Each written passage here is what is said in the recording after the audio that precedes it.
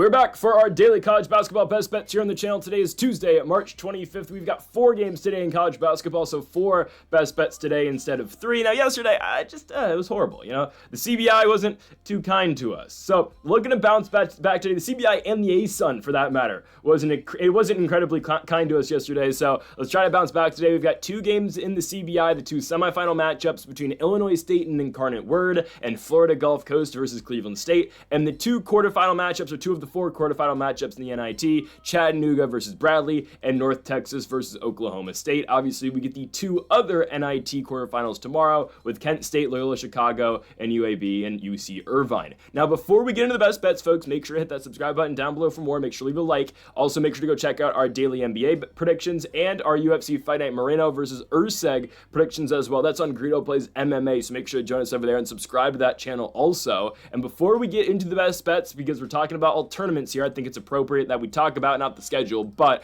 the 2 tournaments at hand today. So I guess we'll start off with the CBI.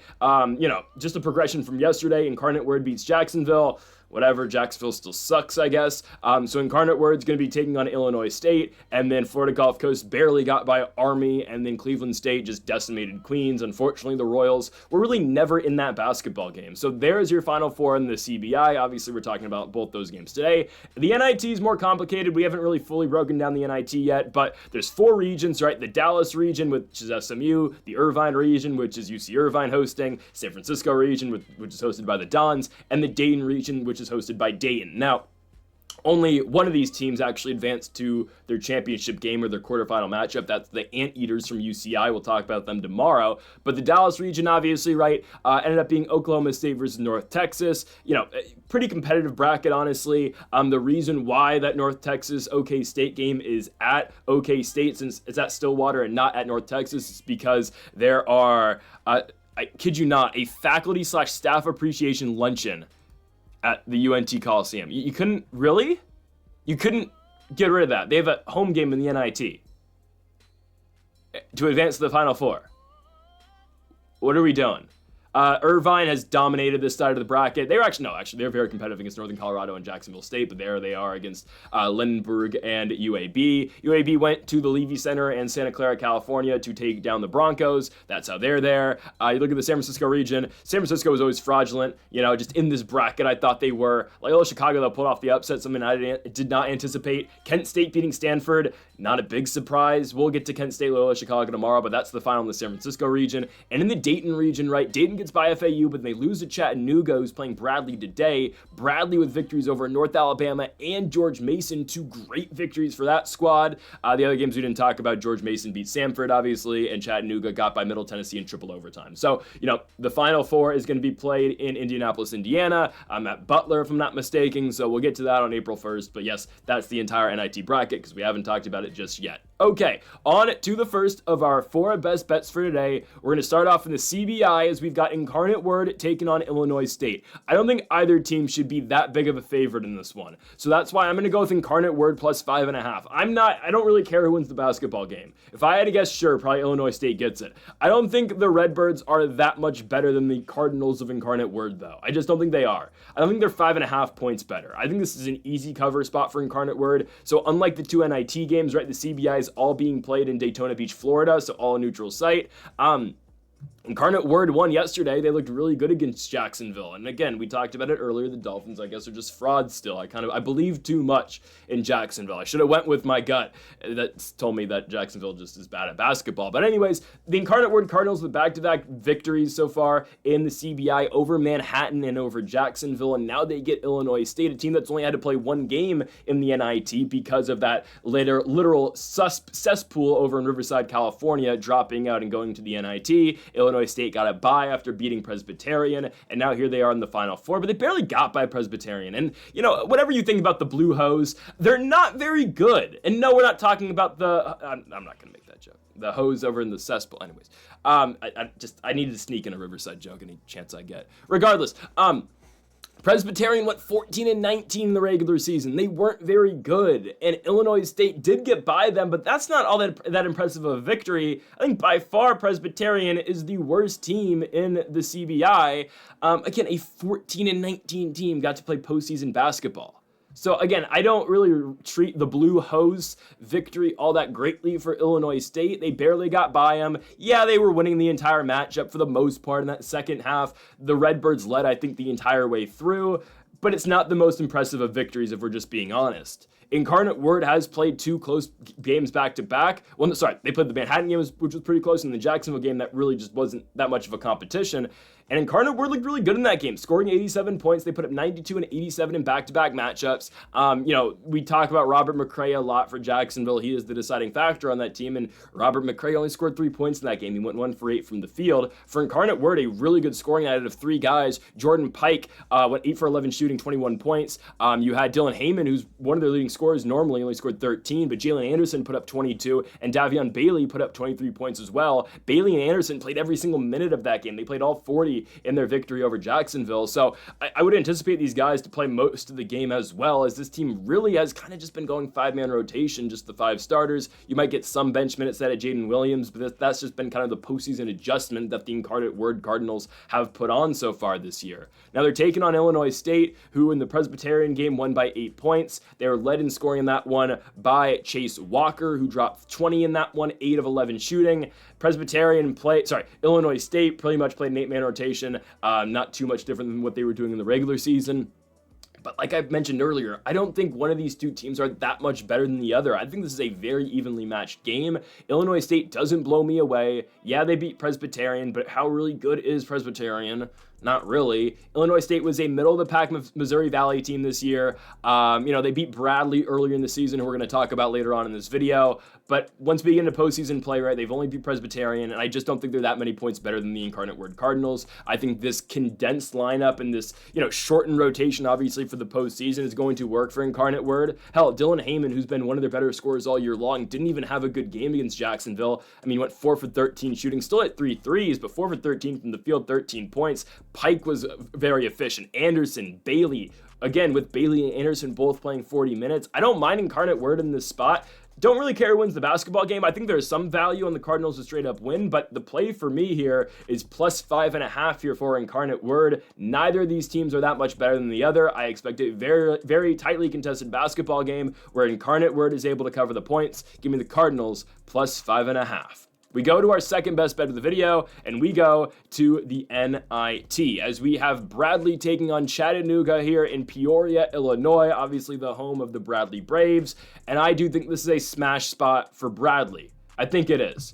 Now, Bradley really it's been the best run of the NIT so far, I have to say.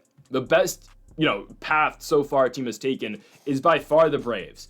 Back-to-back victories over a good North Alabama team who almost won the ASUN, and a very good George Mason team who had a very good run in the A10. George Mason, right, took VCU to the limit. They won some big games in that tournament, and Bradley beat both of those squads, and they went to George Mason and picked up an 8-point victory. They were able to find a way in a defensive battle, but they were still able to score 75 points and win that game by 8 against the Patriots. They're taking on Chattanooga, who has been very high scoring and pulled off an upset in their own right.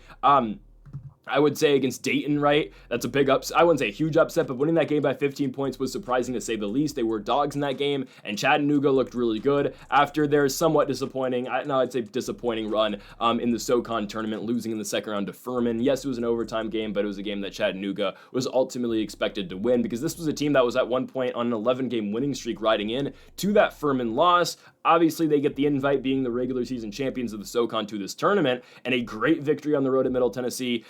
Triple overtime victory, winning that game 109-103. A crazy performance scoring-wise from guys like Bash Weiland, who scored 31 in that game. And it's a clash of styles, I will say here, because I think Bradley's the much better defensive team, and I think that goes without saying. And Chattanooga is going to try to run, and Chattanooga is going to try to put a lot of points on Bradley, obviously, in this game. They've got multiple scorers that can do so, right? Chattanooga, you look at Hunter Huff, a player who does average 15 points a game. Bash Weiland, who dropped the 30-plus the Middle Tennessee game with 14 a night. Trey Bonham averages 14. Frank Champion averages 12 points a night as well. Bradley, again, more defensively minded, but still a team that can get it done, as you've seen in their back-to-back very impressive victories in the NIT so far. Led in scoring by Duke Dean, who averages 13.5 points a game. Darius Hannah averages 12.5. Zach Montgomery averages 12.5 as well, and Christian Davis will give you 10 points a night. It's a clash of styles, but I think a couple things kind of indicate to me how Bradley's going to win this basketball game. A few, actually. One, the game's in Peoria, Illinois. Unlike the CBI, we actually have to take into account home court advantage. And I think there have been some games so far in the NIT, primarily the ones played on the West Coast, where home court advantage really hasn't mattered. Hell, you see that San Francisco lost at home, San Jose State lost at home, and Santa Clara. All three of those teams in the Bay Area lost at home. It's just different, though. I'm not telling you Peoria is some stronghold of college basketball and some powerhouse in terms of a fan base, but it does actually mean something to those fans out there and to that college and to Bradley that they are in a position where they can punch their ticket to the Final Four of the NIT in Indianapolis on April 1st. So that's one thing. Again, Chattanooga's got to go on the road and play Bradley. Two, the body of work that Bradley's put together so far in this tournament. You can really just get rid of anything that happened in the regular season because, again, play is just different now, obviously, in this postseason tournament. You can look at what Bradley did, obviously, in the Missouri Valley, right? Winning 2 games in their tournament, losing to Drake in the championship game. But what they have done in the NIT has been so impressive, beating North Alabama, who I think very highly of, and going and beating George Mason, a very good defensive team, and Bradley just played a defensive game better than George Mason did, and that is extremely tough to do. Hell, ask all those teams in the A-10, like St. Joe's, like George Washington, who struggled to score against George Mason. Bradley found a way and won that basketball game 75-67. The other factor that has to be talked about in this one, again, is the clash of styles. Bradley is just a better defensive basketball team, and again, with the pressure of this one being at Peoria, Illinois, I do think this does favor the Bradley Braves. I'm going to take the defensive team to beat the team that, is a high-scoring squad. I understand, again, this team does play quick in Chattanooga, but there have been games where they have been stopped on the other side as well. I mean, look at the Furman game, right? Look at the Samford game earlier in the season, and on top of that, they are going on the road. I just don't like Chattanooga in this spot. I think Bradley's able to get it. I think they're able to play a very good defensive basketball game in this one. I would expect it's either Corey Thomas or Darius Hannah being the leading scorer tonight. I mean, both of those bigs are pretty solid for this team. Normally, again, Corey Thomas not the best scorer for the squad, but he did drop 21 in the George Mason game against a very good defensive George Mason team, a team that, does play pretty solid interior defense. So I don't mind Corey Thomas in this spot. Again, 21 points was his high the entire year. He doesn't really play that many minutes, but he scored 27. Scored 21 points in 27 minutes. It is by far the biggest game he's played all year. We'll see if that can get parlayed into another game. Again, Thomas is a 4 points per game average player this season. I think the Bradley Braves here get Chattanooga in Peoria. I'm going to take the Braves to win it advance, and cover the 3.5 points. We go on to our third best bet of the video, and we go back to the CBI. We close, obviously, in the NIT, but first, let's go back to Daytona Beach, Florida. Cleveland State takes on Florida Gulf Coast. I'm not going to make that mistake of picking the A-Sun again. Give me Cleveland State. Yeah, I'm taking a Cleveland State versus likely an Illinois State finals of the CBI. I wouldn't disagree if you said that. I wouldn't, be all that upset if you said Incarnate Word were to win that game. I think, again, Incarnate Word's going to cover that line. It doesn't matter. Anyways, I think Cleveland State goes on to the championship game. I have doubted Cleveland State a lot. I doubted them because of their end of the season and because of the collapse this team had. I mean, don't forget, I picked Cleveland State a lot towards the middle of the year. Like when they were going on their run in January, we said it yesterday, they were undefeated in the month of January. They were very good at the end of December as well. I would always pick Cleveland State. And for the most part, the most Horizon League ball we talked about was Cleveland State. And that's really the only team that I'd really tell you to watch out for towards the end of the season. I was kind of high on the Norse at times and Milwaukee. But for majority of the year, Cleveland State was my team in the Horizon that I told you guys to keep an eye out on. They did get cold at the end of the year, and they really disappointed everyone, I would say, in the Horizon League Championship or the Horizon League Tournament, losing in the first round to Youngstown State in a game where they could only score 54 points. Well, the scoring struggles went away in the Queens University game, right? They've been off for a couple weeks, and they scored at will against Queens. I mean, 5-10 minutes into the game, they're already up by 10 points, and they just didn't let that lead go. I don't think Queens ever led in this game. I mean, yeah, Cleveland State got out to an 11-0 start in this one, 9-0 start, and they never gave up that lead. That's something that's always really haunted Cleveland State the entire season was, yeah, they're a good defensive bunch, but in all fairness, Queens did score 50 in the second half on them, but Cleveland State again was keeping up, and they were, obviously Queens was the one chasing the entire second half, but the problem for Cleveland State all year, and this is what makes them dangerous in this tournament. Right now, I'd pick Cleveland State to win this entire thing, watching the Queens University game. But what makes them dangerous, obviously, or what hurt them, was the lack of scoring. This is what makes them dangerous now. Again, you're getting all these points. 88 points for Cleveland State is crazy, obviously, just in regulation. And they shot the ball fairly well, too. Again, this is a team that's not going to take the most three-pointers. But when they do, 40% from the field yesterday, they were very efficient. They shot at 61% clip the entire game. And Florida Gulf Coast, yeah, they beat Army, but man, that was not an encouraging performance at all from FGCU. It's just not. I don't care that Army had beat Elon the game before. You would have liked to seen a more dominant performance out of the Eagles. It was just too close. Way too close for comfort, man.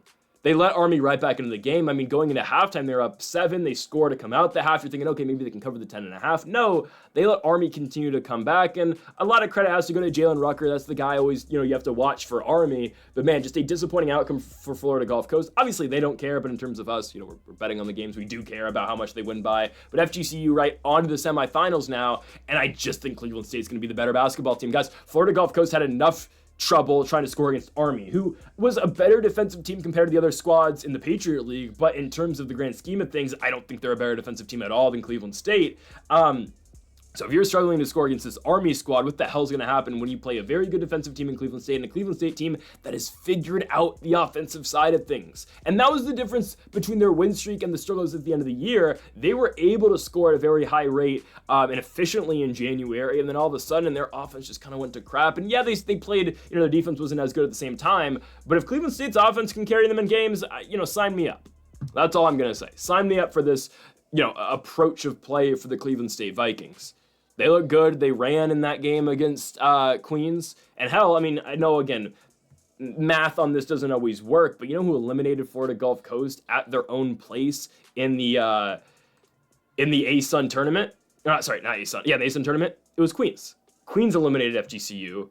Well, Cleveland State just beat Queens and beat them by 15 points. I know that doesn't always work out that way, but I really think Cleveland State's got this game. The way that they've been playing and the way that they looked in the Queens game really makes me feel confident about this spot. I'm taking Cleveland State to advance to the CBI championship game. We're taking them to beat Florida Gulf Coast and cover the 3.5 points as well. We move on to our final best bet of the video. We go to the NIT championship game, quarterfinal game.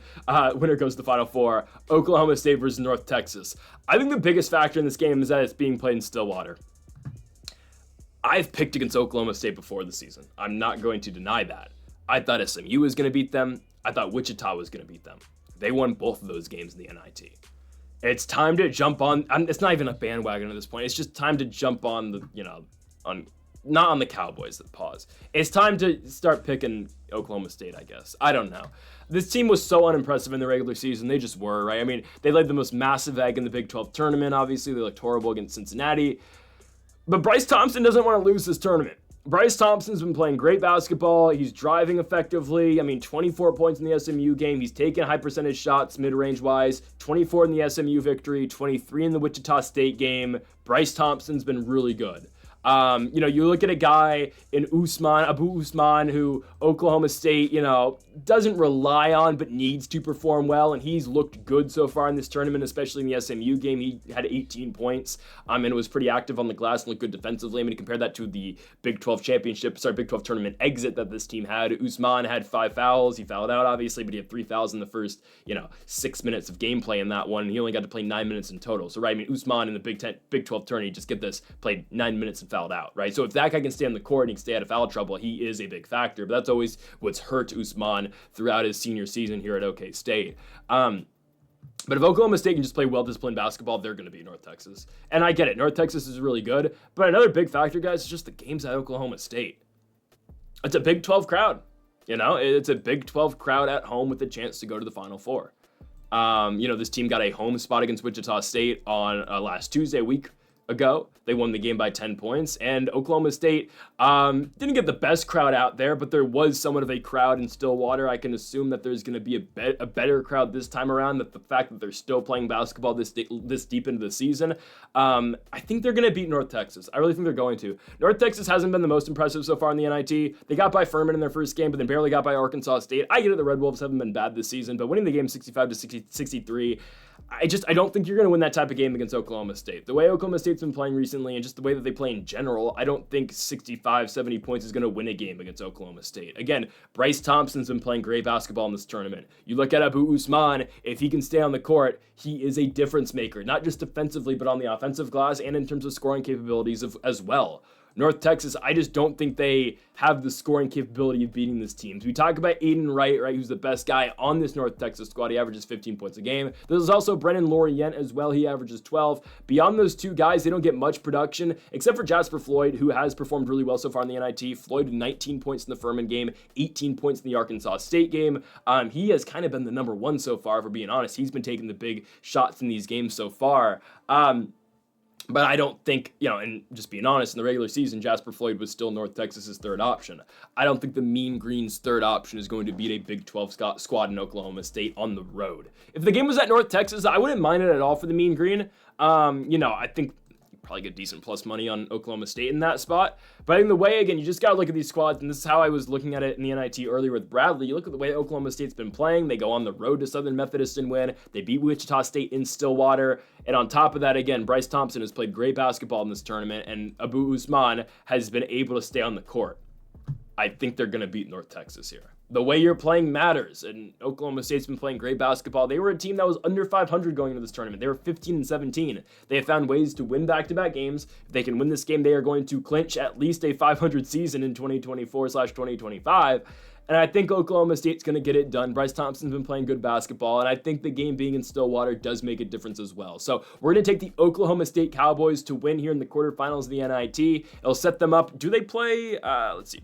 Are they going to play the winner of the Chattanooga Bradley game? It's the Dayton champion versus the Dallas champion. No. Okay. So for now, we have Oklahoma State playing the winner of UC Irvine and UAB, and then we have Bradley playing the winner of Loyola Chicago versus Kent State. So we'll see what happens. I said at the beginning of the NIT, I thought UC Irvine was going to win the tournament. I said UAB was going to make a run as well. We'll see. Obviously, we got both those teams in that game. So I don't know. We'll see. I still think Irvine can probably win the tournament. We'll talk about that more tomorrow, obviously, as we have the Anteaters at home against the UAB Blazers. So, folks, thank y'all for watching our college basketball best bets here for Tuesday, March 25th. If you haven't yet, though, make sure to hit that subscribe button down below for more. Make sure to leave a like if you did enjoy the video. Make sure to comment if you do disagree with any of the picks. Folks, thank y'all for watching, and Mamba forever.